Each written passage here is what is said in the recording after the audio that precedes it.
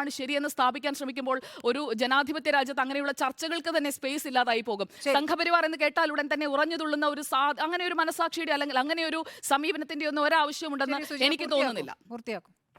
എനിക്ക് തോന്നുന്നില്ല. പിന്നെ ഡോർ ടു ഡോർ ക്യാമ്പയിനാണ് അക്ഷത വിതരണം എന്ന് പറഞ്ഞു. അങ്ങനെ ഒരു ക്യാമ്പയിൻ അല്ല, അത് ആ പ്രസാദമാണ് അല്ലെങ്കിൽ അക്ഷതം എന്ന് പറയുന്ന പൂജാദ്രവ്യമാണ് വിതരണം ചെയ്തത്. അല്ലാതെ അതിന്റെ കൂടെ നിങ്ങൾ BJPക്ക് വോട്ട് ചെയ്യൂ, നിങ്ങൾ BJP ആകൂ എന്ന് പറഞ്ഞുകൊണ്ടുള്ള ഒരു ക്യാമ്പയിൻ ചിത്ര തന്നെ പറഞ്ഞിട്ടുള്ളതാണ്. എനിക്ക് ഇങ്ങോട്ട് വന്ന് ഇങ്ങനെ ഒരു വീഡിയോ ചെയ്യണമെന്ന് ആവശ്യപ്പെട്ടുകൊണ്ട് എഴുതി കൊടുത്ത കാര്യമാണ് അവർ വായിച്ചിട്ടുള്ളത്. അവർക്കൊരു കീർത്തനം തന്നെ ചൊല്ലാൻ പറ്റില്ല എന്നൊന്നും ഇവിടെ ആരും വിശ്വസിക്കുന്നില്ല.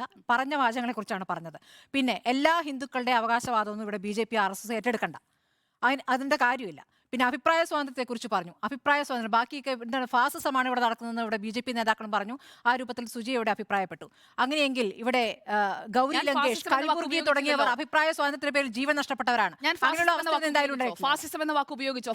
BJP നേതാക്കൾ അതിനെ ശരിവെച്ചുകൊണ്ട് ഞാൻ ഒരു BJP നേതാവിനെ കോട്ട് ചെയ്തില്ല.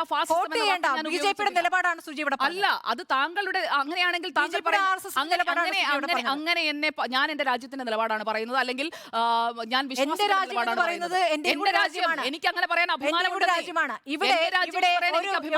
ഇവിടെ ഒരു മുസ്ലിം MP യോ മുസ്ലിം MLA യോ ഇല്ലാത്ത രാഷ്ട്രീയ പാർട്ടി അയോധ്യ എന്ന സ്ഥലത്ത് കൊണ്ടുപോയി രാഷ്ട്രീയ കുറിച്ചാണ് ഇവിടെ ചർച്ച ചെയ്യുന്നത്.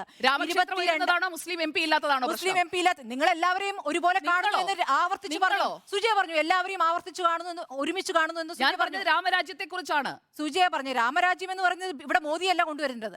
ഞാൻ രാമരാജ്യത്തെ കുറിച്ചാണ് പറഞ്ഞത്. രാമൻ ഭരിച്ചിരുന്നു എന്ന് കരുതപ്പെടുന്ന കാലഘട്ടത്തെ കുറിച്ചാണ് ഞാൻ പറഞ്ഞത്. ശരി, രാമൻ ഭരിച്ചിരുന്ന കാലഘട്ടം ഇവിടെ ആര് കൊണ്ടുവരുന്നു? അതിനുള്ള എന്ത് കാര്യങ്ങൾ ഈ വർഷങ്ങൾക്കിടയിൽ ചെയ്തിട്ടുണ്ട്?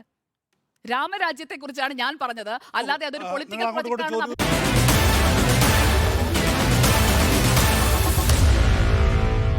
Meet the editors.